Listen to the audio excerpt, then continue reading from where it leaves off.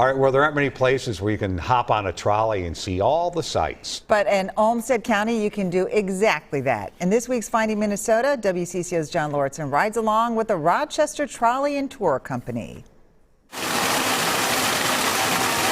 At Peace Plaza in Rochester, a fine mist makes its way across the mall. It does this several times a day for a reason. Anytime an individual passes away or is born at Mayo Clinic, the mist exhausts into the atmosphere. It's one of many unique things to observe in the city. Sightseeing here can be done by bike, bus, car, and even trolley.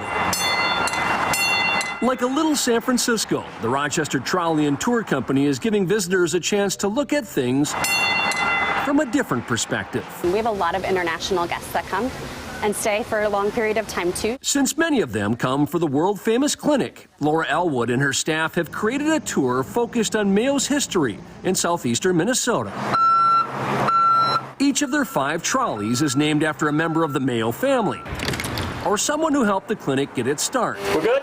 Every tour has a driver and a guide, like Tom Brown. How does a guy from Boston become a tour guide in Rochester, Minnesota? I like meeting people, and I like to talk. Tom raised his family in Minnesota and became a guide in retirement. That's a funny story. Where he's learned more than he ever thought he would, including the fact that the Mayo Clinic is here because of a tornado. It was devastating. Claimed the life of 37 people. More than 200 people were injured, and there was no hospital here at the time. That happened in 1883. It prompted Mother Mary Alfred Mose and the Sisters of St. Francis to push for a permanent hospital in Rochester.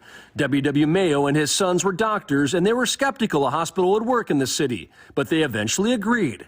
Today, the Mayo Clinic has 60,000 employees. So this area is called Pill Hill. Architecture is celebrated on this tour. That includes the Foundation House, which was once the home of Dr. William James Mayo. He had a 5-story tower built just for his telescope. The rest of the house, he let his wife decide how everything else was done, but that was the one specification he asked for.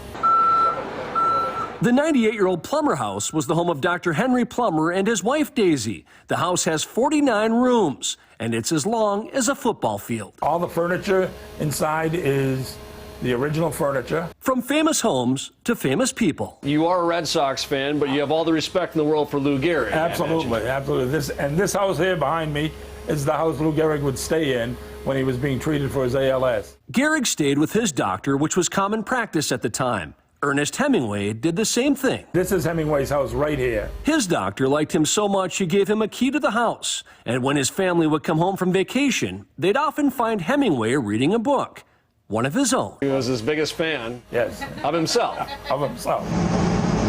There's history like that at every turn. The idea is to keep the trolleys rolling down memory lane. There's so much to see here and to dig in. We're a hidden gem. In Rochester, John Lauritsen, WCCO 4 News.